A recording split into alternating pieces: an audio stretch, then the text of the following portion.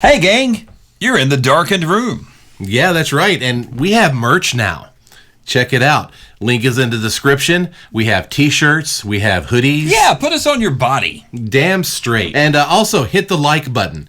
Hitting the like button will help out the YouTube algorithm recommend our videos to people that may not have heard of us yet. So it'll help us grow. Yeah, and leave your comments and suggestions. We have a lot of ground to cover on this channel, but we're always looking for topics and stuff that you want to hear about. Mm-hmm. So drop us a line. We read everything that you send. That's right. And share with your friends. If your friends haven't heard of us either, send them a link. And, of course, subscribe if you haven't subscribed. That way you can know when we release new videos. Exactly. Yeah, social media links are down in the description as well. We're all over Instagram and Twitter. We also are going to start doing live streams on Instagram, so you can be notified as to when we do those. Awesome. All right, so let's press play.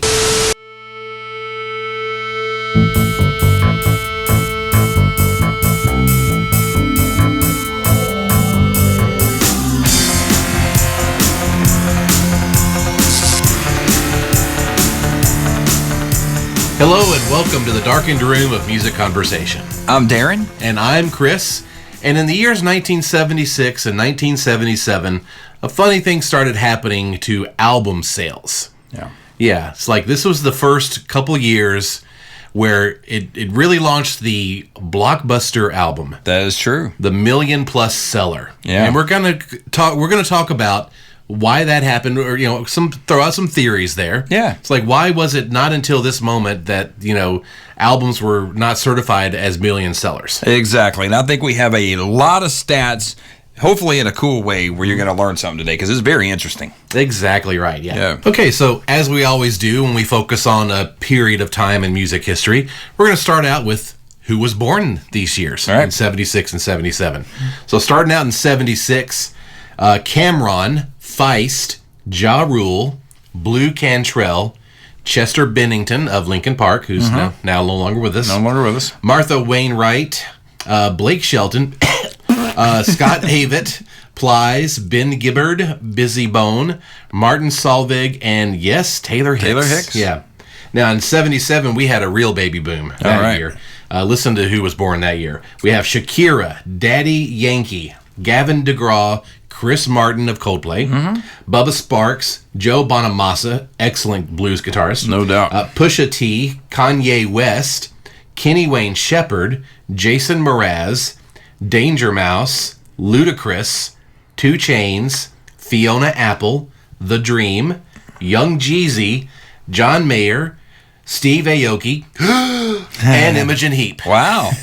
77 was ripe for the babies. It was indeed. A lot of star power right there. A lot of impactful people were born that year. Yeah, no doubt. Very cool, huh? So we're mainly focusing on albums for this episode, but we do want to touch on what #1 singles were out that year. What was popular. Give you a little context of what was going on. I want to name off just a few of these because a lot of these pop cheesy songs, easy listening style stuff, was still in the top 10, making the #1 slot, and it doesn't really relate to the type of albums that we're going to get into hit the blockbuster status, right? So I mean, you had like Convoy by C.W. McCall, Saturday Night by Bay City Rollers, I Write the Songs, Barry Manilow, which actually I think that one won Best Song of the Year. Yeah, I believe it did. I remember that, actually, believe it or not. Yeah.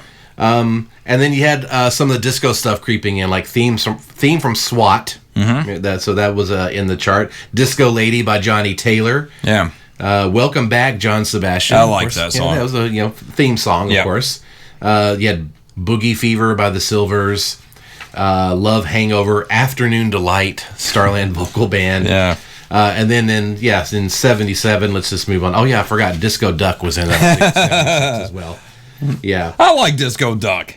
In retrospect, I kind of do too. I do. I remember loving it as a kid. I still smile when I don't seek it out, but when I hear it occasionally, on some retro thing or whatever, it makes me smile still. Yeah. I mean, you really listen to it, break it down. It's a horrible song. Totally. But I was a kid and I loved Donald Duck anyway. Yeah. And a guy in my dad's band could do the Donald Duck voice. So you had the 45? We had the 45. Yeah, nice. And I remember seeing my dad's band perform it live, and the guy do the actual Donald Duck voice. Yeah.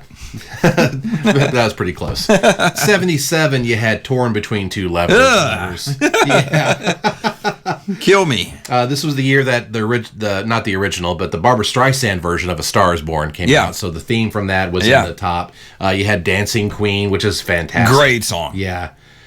Southern Nights, Glenn Campbell was that year, so that's a highlight for sure. For me. Yeah, totally. And then you had Casey and the Sunshine Band. Got to Give It Up, Marvin Gaye was great song. Highlight, of course. Yep. The number one song of that year and of the entire 70s. Number one at 10 weeks, Debbie Boone, You Light Up My Life. Sometimes there's just no justice in the music world, is it? Sometimes there's not. And we were talking about this cute. Before. We were talking about before we started rolling. You'd be hard-pressed to find someone who's actually nostalgic for that song now. Right. There probably is somebody out there, but it's not even mentioned on guilty pleasure lists and stuff. Yeah. Nobody likes that song. Yeah, and I hate that stupid song. I really do. As huge as that song was, no impact. Yeah, the biggest no cultural impact. Think about that. The biggest song in the 70s. Of the 70s. All right, let's move on. Okay, let's do that. All right, something we haven't really done before, and when we focus on a particular time period, is like what was going on in music history, like what events happened. So we're going to do that briefly right now. Yeah. So we'll start in 1976. There's one item on this list that we're going to come back to because it's going to set up what we're going to talk about. Okay. So I'm going to skip that one. April 23rd, the Ramones released their debut album, The Ramones. July 27th, Tina Turner files for divorce from husband Ike. Yeah. Yes, September 25th, U2 is formed. Cool. But they call themselves Feedback. And they later renamed themselves to U2. November 18th. I didn't know that. Yeah. Okay. Well, check it out. Learn something every day. Hey. This is what I think I know it all. Exactly right. November 18th of 76. Former Tower of Power lead singer Rick Stevens and another person are found guilty on 2 counts of murder. Ooh. Yeah. That's never good. I never knew that happened. Yeah. So we'll have to look into that. All right, on the lighter side now, November 23rd, Jerry Lee Lewis is arrested after showing up drunk outside Graceland at 3 a.m., waving a pistol and loudly demanding to see Elvis, and Elvis declined his request. Yeah, which they were cousins, right? I believe they were related. I think they were related in some way, yeah. So, okay. November 25th, very important moment here. The band gives its last public performance, and Martin Scorsese is on hand to film it. That's a wonderful documentary. Yes. It really is. Mm-hmm. And the film quality is absolutely great on that thing. Yeah. Martin Scorsese. Yeah. There you go. Enough said. And then on December 3rd, this is definitely on the lighter side. A Pink Floyd... Clapping. Huh? I'm already clapping. A Pink Floyd album cover shoot in South London goes awry when a large inflatable pig balloon being used for the shoot breaks free of its moorings and drifts out of sight. That would be the cover of Animals, of course. Yeah, that's an actual photograph. Yeah. That's been kind of, touched up, I guess you could say. So where did it end up at? I don't remember exactly. They did recover it, though. Okay. It did get recovered. All's well that ends well. All right, so moving on to 1977. On February 14th, the B-52s give their first public performance at a party in Athens, Georgia. Excellent. Yeah. Barry Manilow wins Song of the Year. I think I've already touched on that. For Mandy. For I Write the Songs. I Write the Songs, okay. Yeah. All right, April 26th, New York's Disco Studio 54 opens. The cocaine capital of the world. That's right, yeah. June 22nd, Kiss are elected most popular band in America by Gallup poll. There you go. On June 26th, Elvis Presley sings his final concert at Market Square Arena in Indianapolis. And then on August 16th, Elvis Presley is found dead at his home in Graceland. Do you remember that day? I remember it vividly. I remember my parents were watching TV and I was doing something 6-year-old related. Yeah. And I remember the news flash coming on. I was actually on vacation with my mom and my sister and when we heard the news. So that's burned in my memory. Me too. October 20th, the plane carrying Leonard Skinner crashes in a forest in Mississippi. Yep. And we all know what happened with that. Yeah. I may have told you this before, but my uncle who passed away, unfortunately, a couple of years ago, who was a big Star Trek fan, his name was Dalton. He was actually a limousine driver, and the concert in Lakeland, Florida, before the plane crashed, I think the very next day, or maybe 2 days later, he had driven him to the airport. Oh, wow. Yeah, to get on the ill-fated plane that would go down in 48 hours. Oh, that's crazy. Yep.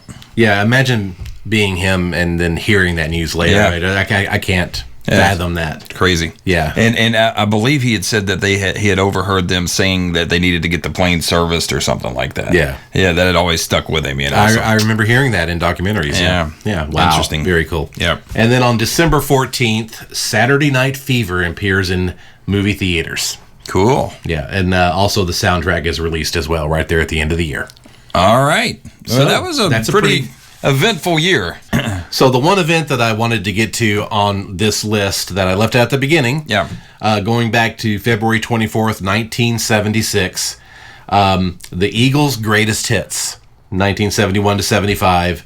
The compilation becomes the first album certified platinum. No way. RIAA. See, I would have thought, before we researched this, I would have just assumed that, Led Zeppelin records, Beatle records, Stones records, I would have assumed that some of them had went platinum, but I guess I was wrong. Right, yeah. We're going to touch on a little bit of that here in just a bit. Okay. But this is the main event. We're going to talk about these million-plus seller albums and our theory on why they started at this moment in time. Like, why did nothing sell or at least get certified as a million before 1976? So the first thing that we thought about as far as why this was the time that all of this stuff started selling in just massive amounts is the baby boomer age had come of age. The baby boomers are generally thought of from like the years 1946 to 1964. Right. So if you're born, let's say roughly around 1950, you would have been in your 20s in the 70s. So you probably have a job, you probably have an income, you're still in touch with modern music, and you kind of want to be hip, and you want to own that Jackson Browne album or whatever's out. It's popular at the time. And that area you were born in, you probably have known rock and roll to be around in your memory. There was never a time in your memory where rock and roll wasn't a thing. Exactly. Yeah. Exactly. So I think, number one, it was just a numbers game. Yeah. You had the baby boom, which meant you had more human beings. That's right. And that big number was consuming music. Yeah, very much at a huge rate. Another part of this is possibly that throughout the 60s, most bands were single-centric. Yeah. They may release an album, but they would release multiple singles outside of an album. Exactly. Sometimes even long before an album, and then an album would be considered a compilation. Right. You can point to the Beatles for this. Yeah. Now, they did release Sgt. Pepper's, right, which was, a complete concept album, probably, considered the first one ever. Yeah. But, they had radio hit singles on that as well. Yeah. So similar to the Stones. So the casual pop listener probably just bought the singles. Right. Yeah, so, bands like the Beatles and the Stones and the Doors, they were putting out albums, Led Zeppelin, that were good from start to finish, but singles were still the name of the game at that time. So I would say that, and this is another thing when we were discussing this, I would say that probably Led Zeppelin was the most important cog in the wheel for artists to sell a complete album because they didn't make singles. That's very true. They never released. Right. And if you don't release singles, then you don't make the pop chart because single sales equals, charting. Right. You had to actually have single sales to hit the Billboard Hot 100. Right. And make no mistake about it, bands like The Who, the Rolling Stones, like we mentioned, they wanted hit singles. Totally. They did. So as the 70s progressed, you started seeing a lot more bands that were actually going after not only the concept of making an album, but making concept albums. Right. A la Pink Floyd, for instance. That's right. Rush, 2112, stuff like that. So I think a lot of artists started thinking outside the box a little bit. Like, singles are cool. It's nice to be played on the radio and all that. Yeah. But they kind of wanted to have a little bit more integrity to their music, and they wanted people to sit down and actually listen to it as a whole work. Exactly right. The Moody Blues, as an example. They had singles, but then they had these albums albums that you could sit down and listen to from start to finish. Right. So I think as the 70s progressed in the rock world, and in rock radio in particular, you're going to get into some of this, you started seeing that more. That's right. Yeah, you had the evolution and the creation of something called progressive rock radio. Exactly. Around 1970. And these were in some major cities. You had one in Detroit, one in Los Angeles. New York. And New York, of course. Yep. So they were playing a lot of these types of bands and playing deep album cuts. Right, which was unheard of prior to that. That's right. Yeah. So as more and more of these stations began to pop up, the popularity of this style of format began to grow. And it really came to fruition in about 1975 when the official album-oriented rock term became a format. Exactly. And then more and more stations popped up, and they were playing exclusively this kind of stuff. And the popularity of that format was growing exponentially. Yeah, that's true. So, as these albums from rock bands were starting to sell in significant numbers, the format only grew in popularity. That's very true. And as we approach 76, this era that we're talking about, a lot of the rock bands were creating albums that had more mass appeal. They were a little slicker, better produced. Very true. And better beginning to end. Yeah. And I think was what began to drive these record sales. Yeah. Yeah. So bands like Boston. Perfect example. Yeah. Yeah. And that was also the beginning of what you would call arena rock. Exactly. Which eventually was called corporate rock. Yeah. Exactly. So, that gave birth to your Journeys and, Jefferson Starship. I've always said that the Boston album was to that movement what Nirvana was to the grunge movement. Yeah. It kind of kicked off this whole massive era of high-pitched male vocalists singing arena rock. So you had, Journey went out and got Steve Perry, and Jefferson Starship went out and got Mickey Thomas. You had Foreigner arrive on the scene. Yeah. A lot of just really talented male voices that were singing in the ionosphere. Yeah. Which was just a really popular sound by the late 70s. Yeah, and the albums were slick. They sounded great, well-produced. Yeah. There you go. Exactly. I also want to mention, because it seems like in retrospect, like the 70s was like 30 years. Right. But, you think about all the genres of music. It started with the singer-songwriter stuff, your Gordon Lightfoots, your James Taylors, your Van Morrisons. Yeah. And then eventually, you had your like disco influence. And then you have the classic rock era, which most people think is the definitive era. Yeah. Or the definitive music of the 70s. Of course, punk made its way. That's right. It began to bubble under around 76, 77. Exactly. When the Sex Pistols were signed to their first record deal. Right. And you mentioned the Ramones had made a record. That's right, yeah. Which they could almost be at times power pop. They definitely had a lot of appeal, like commercial sounding songs. Totally, yeah. But with attitude. Yeah. And then, of course, throughout the entire decade, you had some fantastic soul and R&B music too. Yeah. So the 70s was really, you pretty much got a good heavy dose of everything. And then there were a lot of heavier bands in there too, like your Black Sabbaths and bands that were Judas Priest, they came around and evolved in the 70s. Deep Purple, Uriah Heep. Exactly. Yeah. All those kind of bands, the Blue Oyster Cult, Aerosmith, the early Aerosmith stuff. Heavy stuff for the time. Some of it sounded good on the radio. Some of it was ignored by radio. Some of it was picked up on the formats that you spoke of. Right. It was a very fertile time for a large array of different styles and genres. And I think that's why the 70s are so highly thought of. Exactly right. Yeah. All right. So, you mentioned that the 70s were so fertile. Yeah. Easy for both of us. Easy for both of us to say. Such a fertile time, and it was so diverse. What was the big sellers from the 70s? Well, let's take a look at exactly what has stood the test of time. Now, a lot of these haven't been certified since 2004, and we kind of used this list because you had mentioned that streaming and stuff had kind of muddied up and all that. Muddied up the water a little bit. So it's kind of hard to gauge an album's popularity beyond that point. Right, but I would say that most of these are going to be pretty close to how they're in order as of this day. So I'm going to start, I'm going to read them in reverse order, going all the way from 20 to number 1. So call me KC Kasem, bitches. Perfect. All right, here we go. Number 20, it looks like Eric Clapton from 1977, Slow Hand, sold 3 million copies. Nice, okay. Earth, Wind, and Fire, All in All, love that album, love that band, also 3 million copies. Rocks from Aerosmith, same thing. Fly Like an Eagle, Steve Miller Band, also 3 million copies. Song remains the same from the mighty Led Zeppelin. 4 million.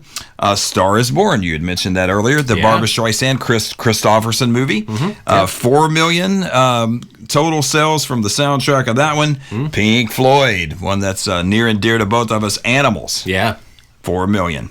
Fantastic. Now, once again, this is just from 76 and 77. Right. Okay. Queen, News of the World, 4 million. Do you remember when We Will Rock You was brand new? Yeah, I do. I do too. Yeah.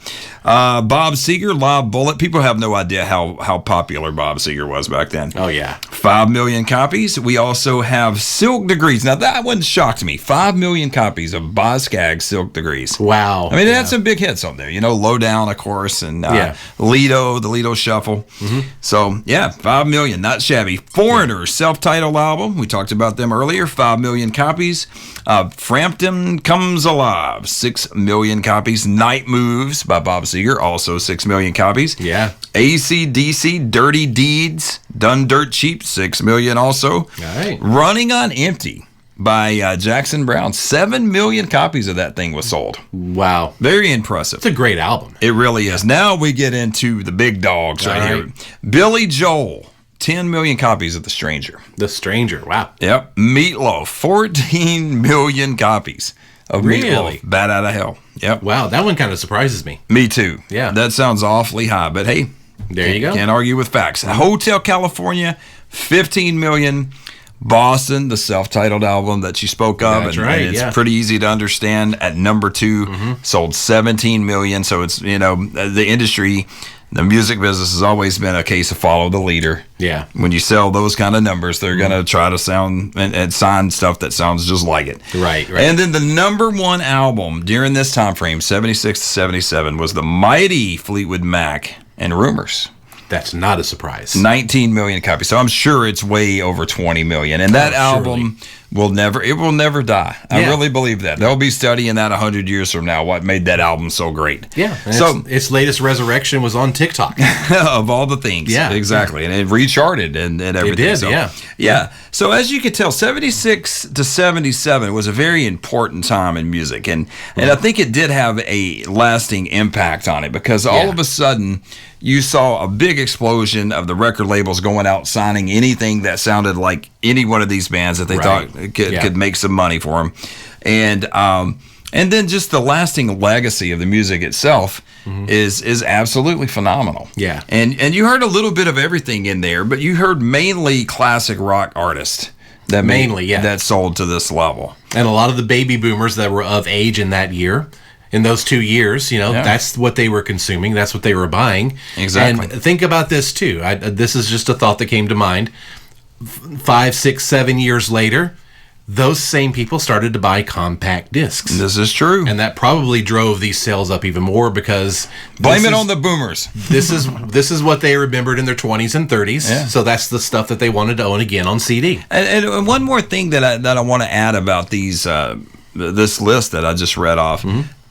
There's very few, if any, weak albums in this batch. True. Yeah. I mean, so that just goes to show you the quality that the 70s was putting out there. Yeah. The mission was to make, from start to finish, amazing albums. Yeah. And that's what happened. Yeah. Which is obviously what drove these sales as well. Exactly. Yeah. And then, eventually... the industry started suffering just a few years after this when we had a huge recession in the United States. A lot of these bands that they signed didn't do diddly poo. Yeah. And the record labels were struggling for cash within a few years. So that's true. Yeah. So in spite of the fact of a certain DJ blowing up disco records inside a baseball park. Right. The industry still was headed for a decline. Right. And you notice that, like one of the more pivotal things that happened in the 70s was the punk movement. Yeah. But you notice no punk album sold to this degree. Not at all. Like that. No. So even though it was, as far as culture was concerned and as far as an influence, of course, in the UK you had, post-punk, and then in the US we had what we called new wave. Right. Yeah. So those were, definitely definitive genres that came after all of this stuff, and we'll get into that on another episode. That's a subject for another day. Another day for sure. But it's just interesting to look how the industry, certain things you can predict and some things come out of nowhere. I mean, it kind of makes sense now that you have all this time to look back as to why this sold to this level. Yeah. But it's still very interesting. Very cool. And it's never happened since to this level. That's true. I think you would be correct on that. Yeah, I guess the closest thing would have been the 90s in the compact disc era when you had Alanis out around the same time as Hootie and the Blowfish. Yeah. I mean, there was some pretty big blockbuster sales going on at that time, too. Oh, huge, yeah. Yeah. So, but that's the only stretch I can think of that would be somewhat comparable. Yeah, yeah. Yeah, so I loved talking about this. I think we brought up some interesting points. So very cool. Drop it in the comments what you think. Like what album, if you're about our age, what album from that time period do you think is your favorite? What did you buy 4, 5, 6 copies of? Let us know. Yeah. Drop it in the comments and let's play some trivia. Let's do it.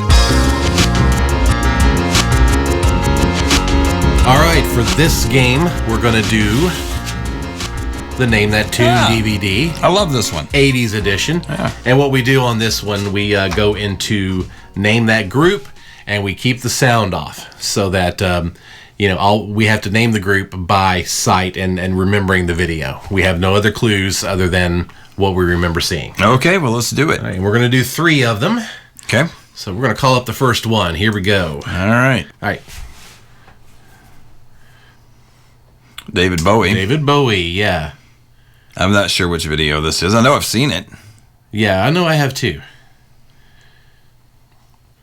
It's one of his very early 80s ones, I believe. Right. Yeah. So yeah, totally David Bowie. Yep. All right, group number 2. See what we got here. All right. Taylor Dane. Taylor Dane, yeah. Tell It to My Heart. I'm not as familiar with this video, but I totally recognized her. Yeah. Yeah. I think that's Tell It to My Heart. It's definitely Taylor Dane. Yeah. Oh, yeah, there you go. Very cool. She's got a big mouth. Yes, she does. All right, group number 3. We're 2 for 2 right now. So far, yeah. I know this. I do too. Oh, man, I know this. Is it... Wait. This is one of those older groups. Yeah.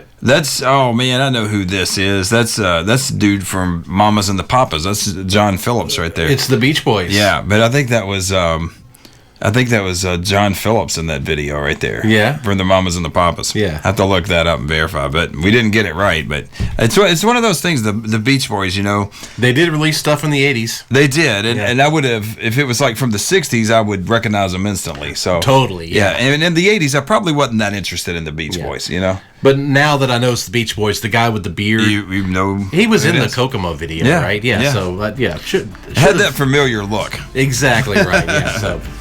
All right, well, there we go, guys. Hope you enjoyed this episode, and we'll be back again with another one soon. So, all right. Take care. See ya.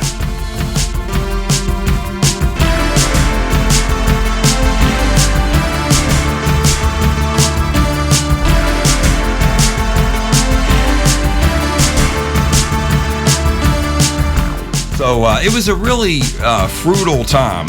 Is that the right word? Fruitful? Fertile. Fruitful, fertile. Fruit of the loom. All right, let me do that.